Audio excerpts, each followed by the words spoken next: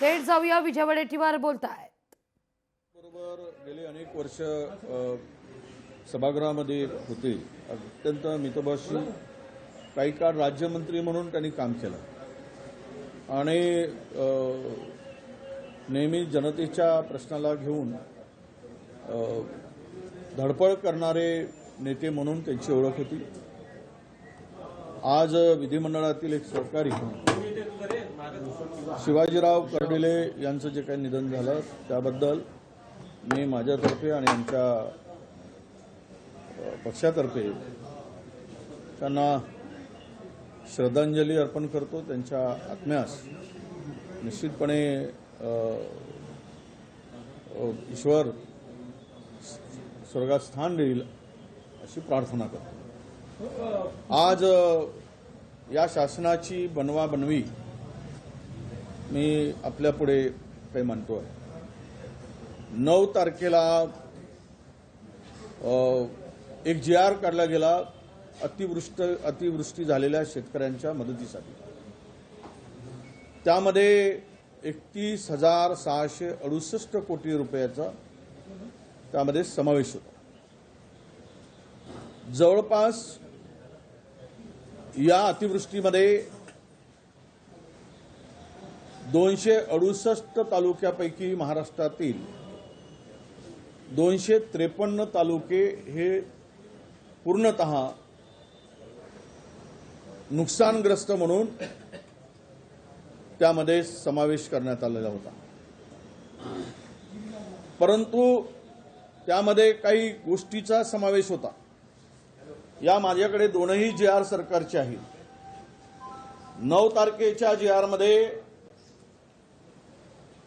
ज्या सवलती होत्या, जमीन महसुलात सूट, सहकारी कर्जाचे पुनर्गठन, शेतीच्या निगडीत कर्जाच्या वसुली स्थगिती, तिमाही वीज बिलात माफी आणि परीक्षा शुल्कात माफी 10वी आणि 12वीच्या विद्यार्थ्यांसाठी।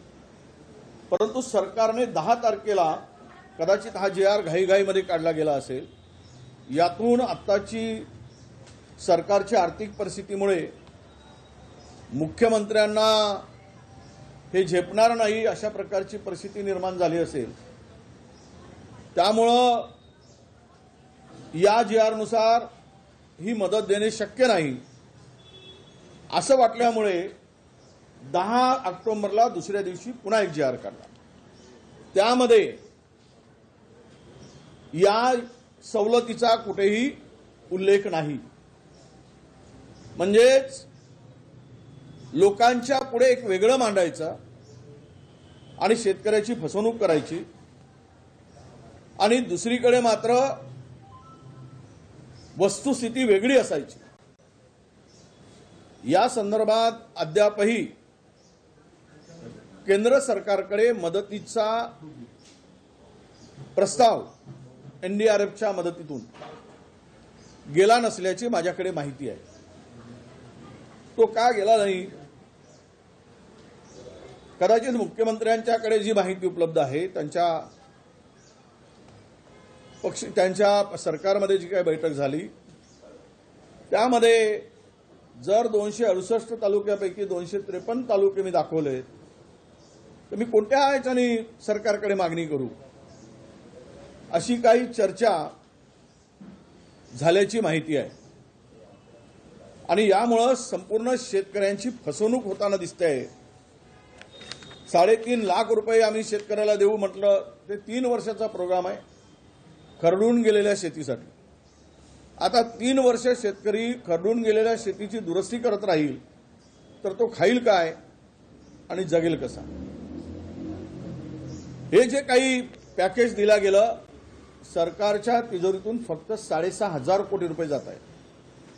त्यापेक्षा एकही रुपया सरकारच्या तिजोरीवर भार पडत नाही आणि दिवाळीच्या पूर्वी देऊन सांगणारे त्याच्या मदतीचा कुठेही आता मदत मिळण्याची कारवाई सुरू झालेली दिसत नाही किंवा खात्यामध्ये शेतकऱ्यांच्या पैसे वळती होत असल्याचं दिसत नाही। यावरून शेतकऱ्यांची दिवाळी ही काळी दिवाळी म्हणून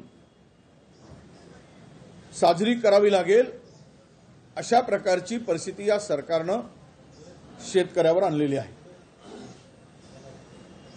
याही पलीकडे जाऊन जो कापूस आता निघतो आहे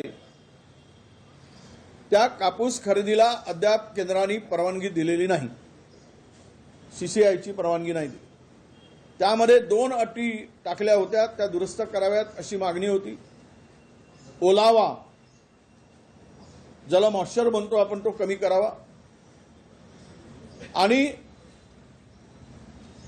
दुसरी अट की त्याची लेंथ, यावरून महाराष्ट्रातील कापूस सीसीआय खरेदी करताना हात आखडता घेईल, हात राखून घेईल अशी परिस्थिती निर्माण झाली आहे। आणि असं जर झालं तर व्यापाऱ्यांच्याकडे 4-4.5 हजार रुपयामध्ये कापूस विकावा लागेल आणि शेतकरी बर्बाद होईल, उद्ध्वस्त होईल। या महायुतीच्या महापापी सरकारमुळे शेतकऱ्यांचं वाटोळ होताना दिसतंय। सोयाबीनचं पीक तर सर्व गेलं, पण जे काही मिळत आहे त्याचे दर 4-4.25 हजारच्या पुढे जात नाही। 3,600 रुपये, काल माहिती घेतली, 3,600 रुपयामध्ये सोयाबीन विकला जात आहे। थोडी तरी जनाची नाही मनाची लाज वाटत असेल तर इतका शेतकऱ्यांचा छळ यांनी करू नये अशी माझी सरकारकडे विनंती आहे। जर करेल तर आम्ही शेतकऱ्यांना विनंती करणार आहोत की नाहीतरी तुमचं जीवन अंधकारमय झालं आहे, तर प्रत्येकाने, शेतकऱ्यांनी या शेतकऱ्याचा, या सरकारचा निषेध म्हणून दिवाळीच्या दिवशी 1 तास महाराष्ट्रामध्ये सर्व शेतकऱ्यांनी काळी दिवाळी म्हणून दिवे बंद करून या सरकारचा निषेध करावा। आणि या सरकारला शेतकऱ्यांच्या भावना लक्षात येण्यासाठी मी सर्वांनाच आवाहन करतोय, महाराष्ट्रातील शेतकऱ्यांना आणि महाराष्ट्रातील जनतेला, शेतकऱ्यांना उद्ध्वस्त करण्याचं काम या सरकारने केलेलं आहे। मदतीचा कुठेही उल्लेख नाही, GR बदलवले जात आहेत,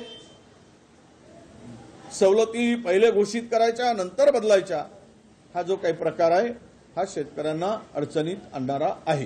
हो, बाजार समित्यांमधील व्यवस्थापन मंडळ बरखास्त केलेलं आहे। आता सगळे अधिकार जे आहेत ते पणन मंत्र्यांकडे देण्यात आलेले आहेत, अध्यादेश जारी केला सरकारने। नाही, हे काय आहे, नवीन सोय, पणन मंत्री त्यांच्या राज्यमंत्र्याला खाण्याची सोय। अरे तुम्हाला जर केंद्र सरकारच्या निर्णयानुसार किंवा धोरणानुसार राष्ट्रीय कृषी बाजार समित्या करायच्या असतील तर स्वतंत्र करा, सरकारने नवीन करावेत।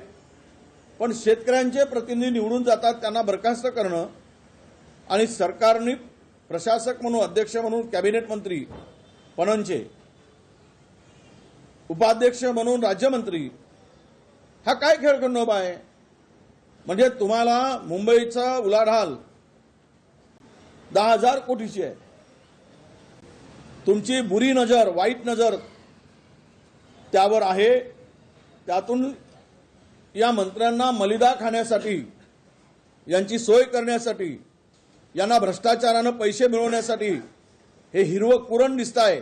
मग हे जनावरांसारखे जातील आणि तिथे चरतील, अशा प्रकारची व्यवस्था या जे निवडून आलेलं मंडळ बरखास्त करून केलं जात आहे।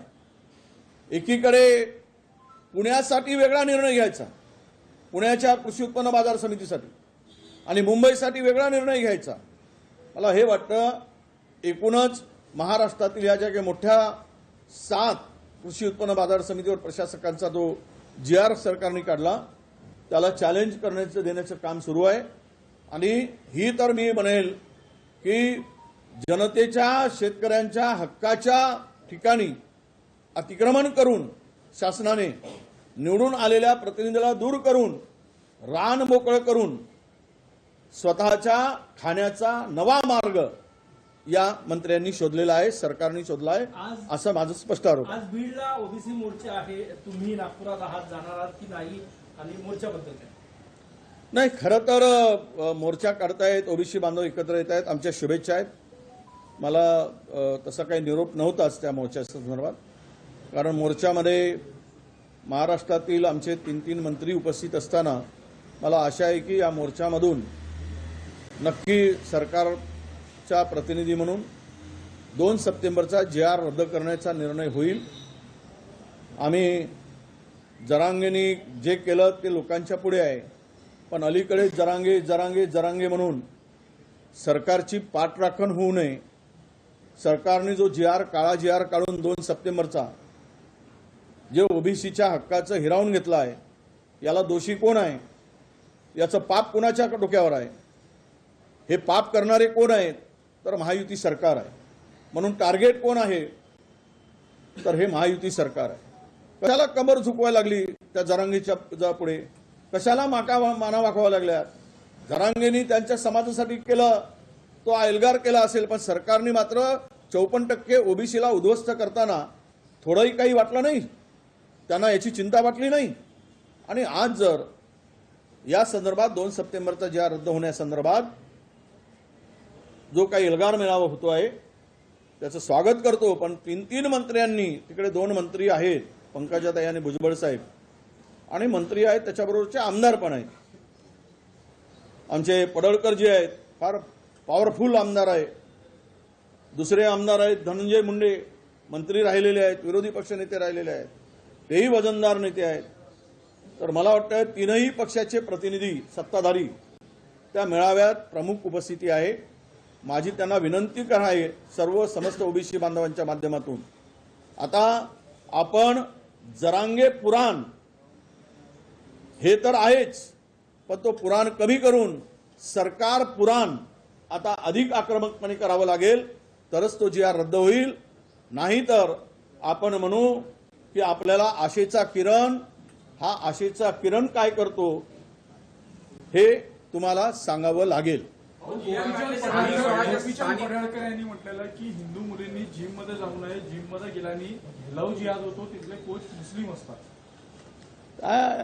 असं आहे की ज्याला काही जमत नाही त्याने असे हे खुटीउपाड धंदे करायचे. हे खुटीउपाड धंदे आहे. यांची स्थिती बंदरासारखी होणार आहे. शेपूट झाली, त्या गॅपमध्ये गेली, खुटी उपडता खुटी तर निघेल, पण शेपूट लटकून जाईल आणि बंदराला बोंबलावं लागत बसेल.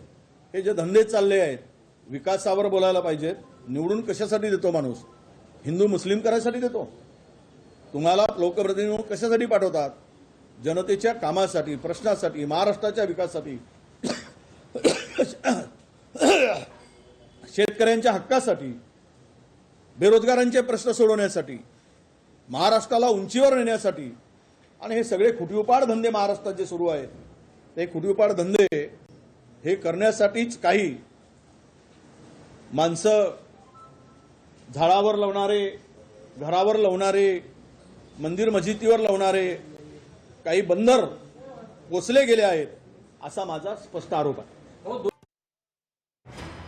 वडेट्टीवारांना निमंत्रण नाहीये, 3ही पक्षाचे प्रतिनिधी तिथं आहेत असं वडेट्टीवार स्पष्ट करतायत. विशेष म्हणजे ओबीसी बांधवांच्या मोर्चाला शुभेच्छा असं देखील वडेट्टीवारांनी स्पष्ट केलेलं आहे. शेतकऱ्यांनी तुटपुंजी जी मदत मिळालेली आहे त्यावर पुढे येऊन काळी दिवाळी साजरी करावी असं आवाहन देखील वडेट्टीवार करतायत.